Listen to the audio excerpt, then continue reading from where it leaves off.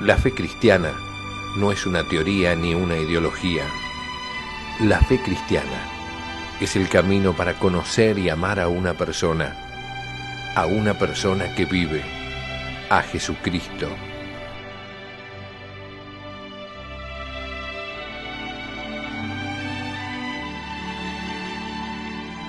La fe cristiana, un curso del Instituto de Formación Teológica por Internet que quiere ayudarte a crecer en el amor a Jesús, nuestro Señor.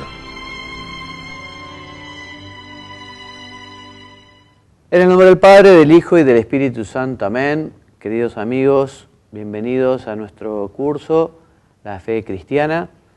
Estas clases que procuran desarrollar los temas fundamentales de nuestra fe. Hemos hablado sobre el credo, las verdades fundamentales, lo que es la teología dogmática. Hemos hablado de la liturgia, de los sacramentos. Y ahora comenzamos a hablar desde un tiempo de los mandamientos. El programa pasado, quizás ustedes lo recuerdan, hablamos sobre el cuarto mandamiento del decálogo, honrar padre y madre. Ustedes saben que el destino de estos programas son también poder utilizarlos para las aulas virtuales que tenemos en el Instituto de Teología.org. El Instituto de Formación Teológica por Internet tiene una serie de cursos, más de 50 cursos, incluso una escuela virtual para catequistas, que es 100% virtual, 100% gratuita y 100% católica. Y estos programas están pensados básicamente para Internet, para que puedan subirse a la plataforma Moodle, ¿no? Y allí la persona que hace el curso puede encontrar los textos en Word o en PDF, las presentaciones en PowerPoint, después estos videos, estas clases de media hora, y también yo le extraigo el MP3, que a veces uno puede solo escuchar, ¿no?, la voz, no puede ver la imagen, pero también uno puede ponerlo todo el curso en su teléfono o en su iPod, en fin. Así que les recuerdo, estas clases son fundamentalmente para Internet y ustedes pueden encontrar en dos sitios estos cursos. En el portal católico encuentra.com, uno de los primeros portales, y también en el portal o en el sitio que es www.institutodeteología.org. Estos dos sitios apuntan a una plataforma educativa, Moodle, y allí están las aulas virtuales con estos contenidos. Muchos de ellos también en la plataforma están los exámenes o los cuestionarios que se han preparado, multiple choice o verdadero o falso, o algunos tienen una serie de preguntas también que la persona puede responder y enviarme después las tareas para que sean corregidas, ¿no? En la escuela virtual para catequistas, esta escuela tiene 4 ciclos. En el primer ciclo uno se recibe de profesor de catecismo para primera comunión, en el segundo ciclo profesor o catequista de confirmación, después de profesor de catequesis y licenciado en catequesis. Les cuento que hace un tiempito estoy en relación con una universidad en Paraguay. Yo empecé todo este desarrollo de Internet en Paraguay, cuando vivía en Paraguay, y fue justamente con Monseñor Rogelio Olivieres, que es el obispo de Ciudad del Este. Con él creamos el Instituto de Formación Teológica por Internet. Bueno, y ahora estamos haciendo un acuerdo con una universidad para que esta escuela virtual para catequistas no solo tenga un reconocimiento eclesiástico, sino también puede tener un reconocimiento civil, ¿no? Y la persona puede tener un título de profesor o licenciado en ciencias religiosas. Como les decía que la semana pasada empezamos con el cuarto mandamiento, vamos a hacer un pequeño repaso así, rápido, veloz, para luego seguir por donde habíamos dejado. Habíamos dicho la semana pasada que los primeros 3 mandamientos se refieren al amor de Dios específicamente, ¿no? Amar a Dios sobre todas las cosas, no tomar su santo nombre en vano, santificar las fiestas. Y los 7 siguientes hacen referencia al amor del prójimo y el amor a uno mismo. Amor al prójimo a uno mismo, que uno siempre lo hace por amor de Dios, porque en esto reside la especial dignidad de la persona, en que es hijo de Dios. Por eso toda persona merece nuestro respeto, nuestra obligación de justamente tratarlo como quien es, ¿no? Hijo de Dios. Muy bien, sabemos que en este primer y segundo mandamiento se compendia toda la ley y los profetas, se resumen los 10 mandamientos del Decálogo. ¿Qué significa este cuarto mandamiento? Este cuarto mandamiento de Dios son los deberes de los hijos para con los padres, también los deberes de los padres para con los hijos. También se referencia a las relaciones de parentesco en todos los miembros de una familia, hace referencia también al respeto que deben los alumnos a sus profesores y el respeto también que deben los profesores a sus alumnos, los jefes a sus subordinados, a sus empleados, ¿no?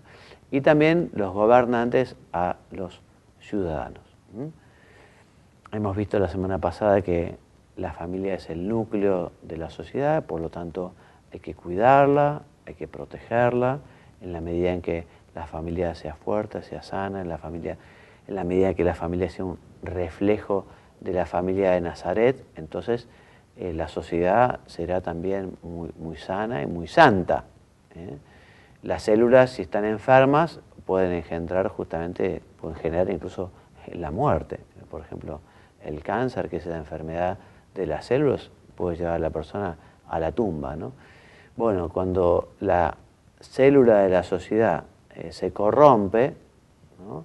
Se corrompe toda la sociedad. Por eso, justamente, los gobernantes en los países deben fomentar que siempre la familia sea un ámbito en el que se respete justamente ese amor, se quiere ese amor a la verdad, al bien, al servicio desinteresado. Es importantísimo, ¿no? que también la autoridad pública pueda fomentar que los padres puedan estar con sus hijos, que los padres puedan educar a sus hijos, que los padres puedan elegir, digamos, un colegio, una escuela que realmente muestre o siga justamente su propia elección, digamos, en las virtudes o en la orientación educativa que ellos prefieran, ¿no?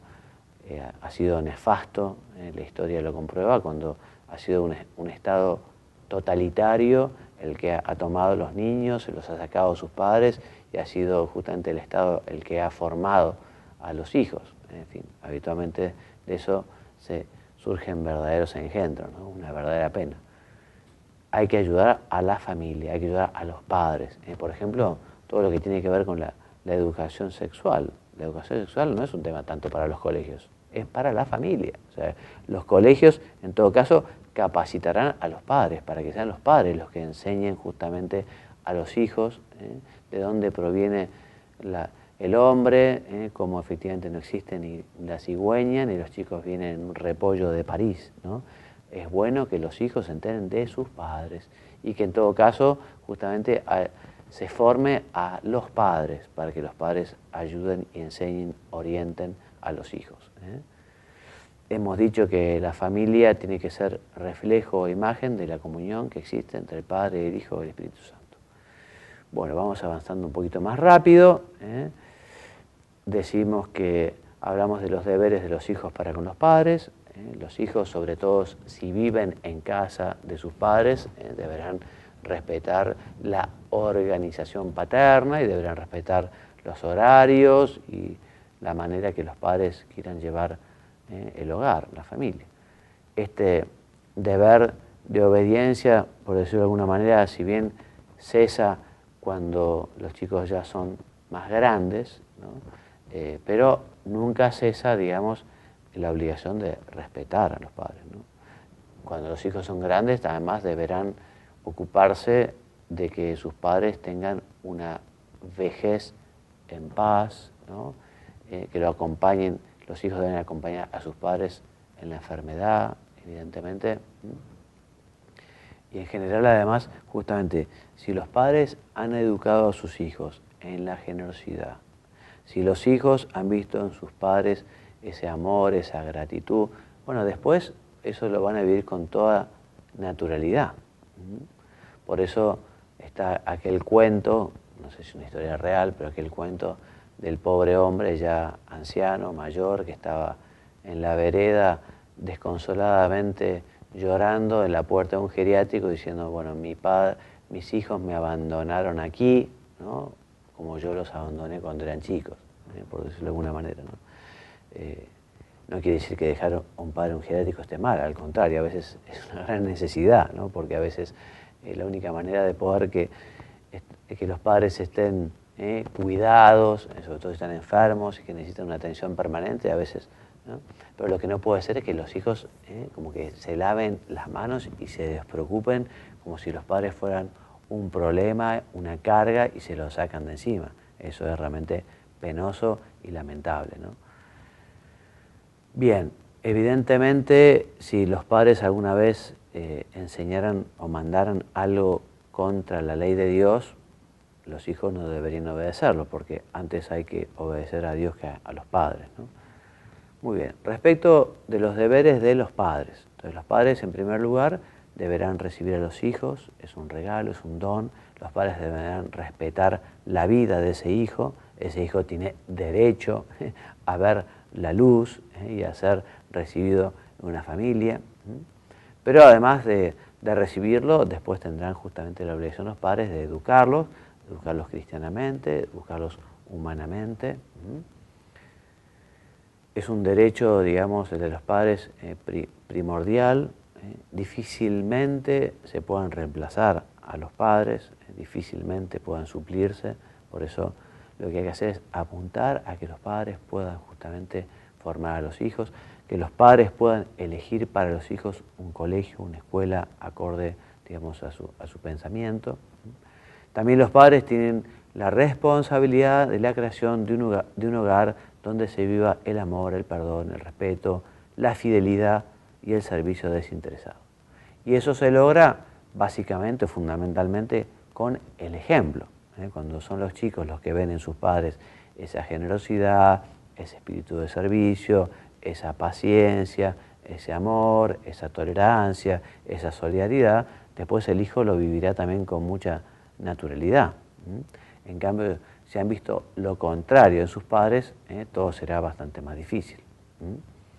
Entonces, el hogar es el lugar apropiado para la educación de las virtudes, educación que además es importante apuntar en los primeros años de vida, ¿no? Con los chicos hasta los 9, hasta los 12 años, es más fácil enseñarles en lo que se refiere a la responsabilidad para hacer sus tareas, para ser puntuales, para ser ordenados. Si uno pretende empezar a formar a su chico a los 16, 17 años, cuando ha sido un malcriado, que nunca ha obedecido, que siempre ha hecho lo que quiso, que nunca estudió, en fin, a esa edad es muy difícil, ¿no? Por eso la educación empieza de temprana edad y especialmente en esos años para forjar, digamos, esas virtudes. Volvemos a repetir, la enseñanza tiene que ser con el ejemplo y también con la palabra. Dice San Pablo en la carta a los Efesios: Padres, no irritéis a vuestros hijos, antes bien educadles en la doctrina y las enseñanzas del Señor. También los padres deberán de vez en cuando corregir a sus hijos, porque los padres no pueden ser cómplices de los hijos, ¿no? Entonces deberán corregir sin violencia, con cariño, sabiendo que se corrige para sacar lo mejor de él, para buscar el bien, pero habrá que llamar la atención cuando el chico hace las cosas mal, cuando se porta mal, cuando desobedece. Siempre de un modo prudente. Por eso también dice San Pablo: padres, no os excedáis al reprender a vuestros hijos, no sea que se vuelvan pusilánimes. Además, los padres deberán ir dándoles libertad a los hijos. Conforme van creciendo, tendrán que darles libertad. Unos padres no pueden tratar a un chico de 15 años como si tuviera 3 años, evidentemente. A uno de 17, 18 años como si tuviera 5 años. ¿No? Habrá que ir dándoles libertad y los chicos sabrán justamente administrar esa libertad con responsabilidad. En el trato con los niños deben saber unir el cariño y la fortaleza, la vigilancia y la paciencia. Para llevar a buen término la tarea de la educación de los hijos, antes que los medios humanos, están los medios sobrenaturales.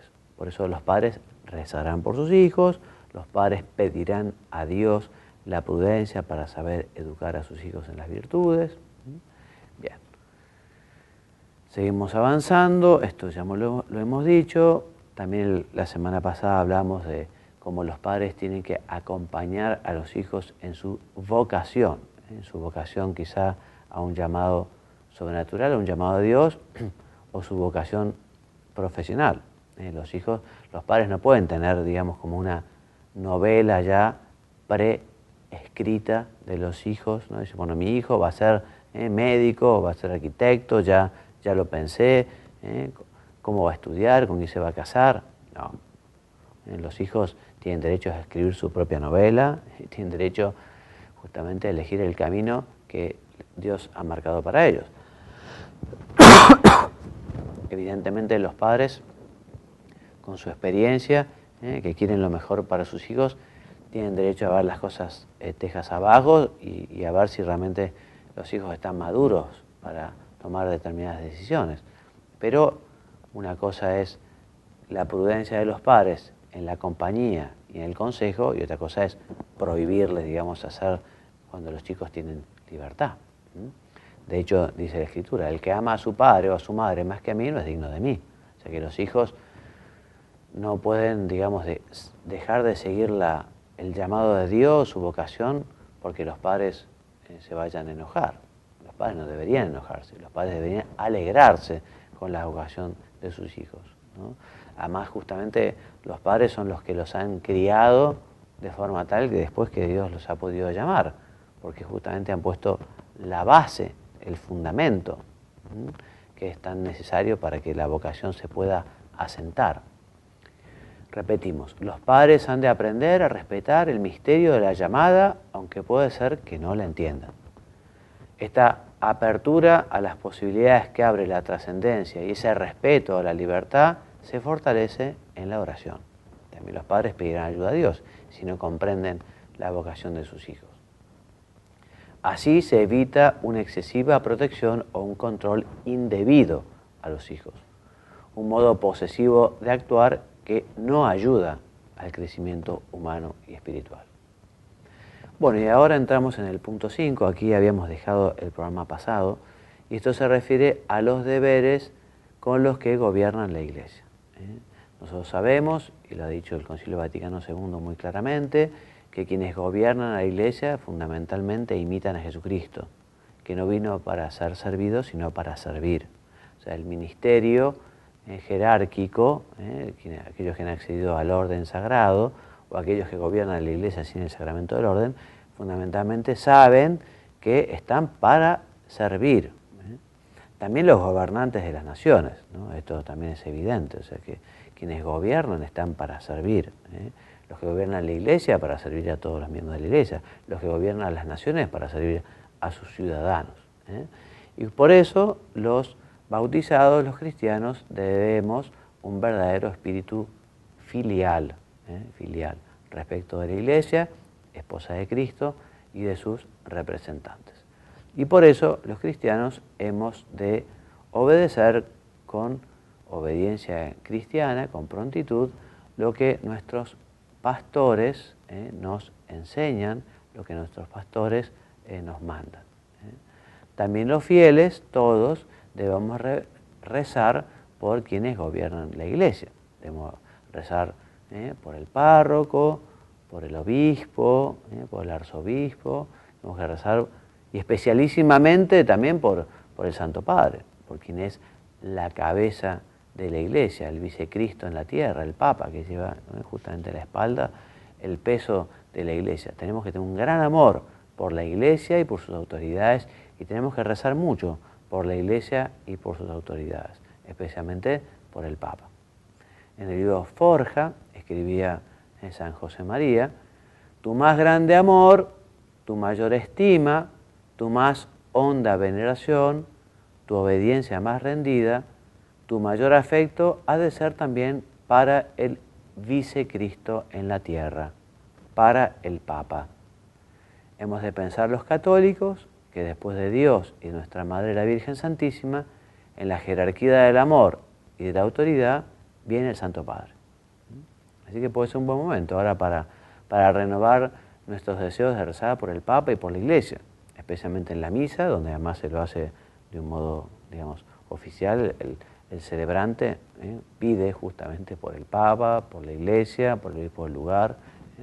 Recemos todos por el Papa y por la Iglesia en la misa, pero también cuando rezamos el rosario, cuando vemos a veces que se hace mal a la Iglesia, cuando se habla mal de la Iglesia, o también cuando algunos miembros de la Iglesia nos portamos mal, ¿no? O sea que es algo muy triste, pero que sucede, y eso nos tiene que llevar a hacer lo que hicieron los hijos de Noé. Noé, cuando tocó tierra, después del diluvio, fabricó vino y se emborrachó, ¿no? Y los hijos, ¿qué hicieron?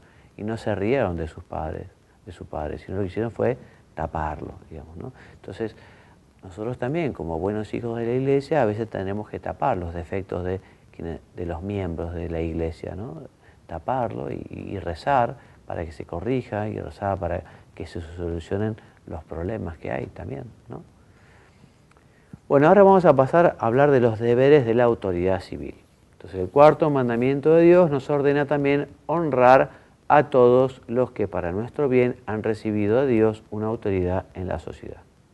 Este mandamiento determina tanto los deberes de quienes ejercen la autoridad como los de quienes están sometidos a ellos. O sea, este cuarto mandamiento contempla también las obligaciones de la autoridad y de los ciudadanos.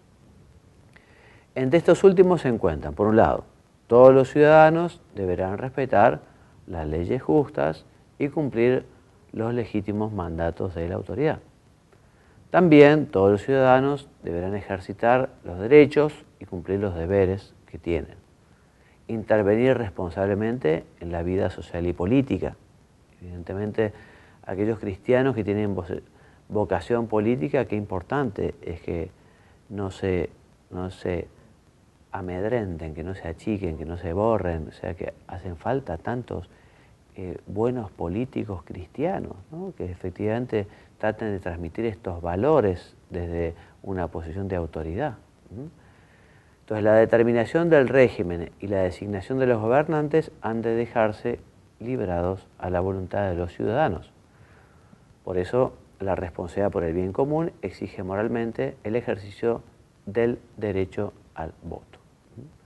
Por otro lado, es lógico que no sea lícito apoyar a programas o gobernantes que presentan un orden social que es contrario a la doctrina de la Iglesia y por lo tanto contrario al bien común y a la dignidad del hombre.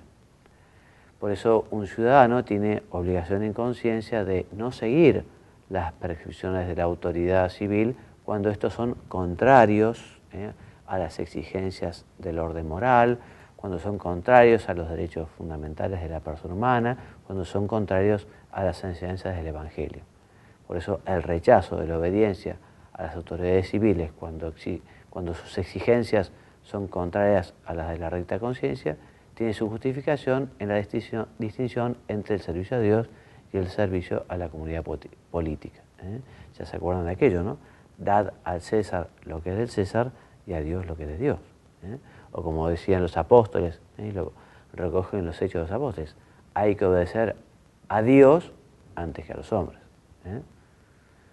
Bien, entonces los deberes de la autoridad civil. Entonces el ejercicio de la autoridad ha de facilitar el ejercicio de la libertad y la responsabilidad de todos. Los gobernantes están al servicio, lo hemos dicho, de los ciudadanos. Deben buscar el bien común general. El poder político está obligado a respetar los derechos fundamentales de la persona y a administrar humanamente la justicia respetando los derechos de cada uno, especialmente los derechos de las familias y de los desamparados. Los derechos políticos inherentes a la ciudadanía no pueden ser suspendidos por la autoridad sin motivo. Evidente. Bueno, entonces, hasta aquí nuestra clase de hoy. Aquí les ofrecemos como bibliografía básica el Catecismo de la Iglesia Católica en sus números 2196 a 2257 y en su versión compendiada también lo encontrarán. Y si no lo han visto nunca, les recomendamos el Compendio de la Doctrina Social de la Iglesia. El Compendio de la Doctrina Social de la Iglesia es un documento precioso, es un documento que empezó Monseñor Mantuan, ustedes recordarán, aquel cardenal vietnamita que estuvo 13 años preso bajo el régimen comunista, 9 años en un estado de aislación, a veces semanas enteras encerrado sin saber si era de día o de noche. Bueno, este hombre santo, empezó sus trabajos a compendiar la doctrina social de la Iglesia, que es las enseñanzas de la Iglesia sobre todos los temas que tienen que ver con la sociedad, ¿no? No terminó este trabajo porque falleció de un modo muy santo, pero este trabajo ya existe, ustedes lo pueden encontrar en internet, si lo buscan con cualquier buscador, ponen compendio de la doctrina social de la Iglesia y es muy interesante para leer despacio, para leer y estudiar, para leer con lápiz y resaltador, ir señalando, porque justamente lo que hace es compendiar todo el magisterio pontificio sobre los grandes temas, ¿no? Digamos, que tienen que ver con el hombre como zoon politicón, ¿no? Como animal político. Entonces, todo lo que tiene que ver con la familia, con el matrimonio, con la vida, con el derecho al trabajo, con el salario justo, en fin, los grandes temas lo encontrarán allí en el compendio de la doctrina social de la Iglesia. Lo pueden comprar o lo pueden bajar de internet e imprimirlo también, ¿no? Bueno, gracias entonces por la compañía. Este tema del cuarto mandamiento fue muy importante. Prepárense porque la semana que viene comenzaremos con el quinto mandamiento, también un tema fundamental que nos llevará, no sé, 2 o 3 programas. Y son temas realmente muy actuales los que vamos a hablar, porque hablaremos también del aborto, hablaremos también de la legítima defensa, y hablaremos de la eutanasia, y hablaremos de la pena de muerte, y hablaremos de la guerra, en fin, todos temas bastante interesantes, ¿no? Así que bueno, gracias por la compañía, me despido enviándoles la bendición, que Dios los bendiga y los haga muy santos. Amén. Muchas gracias.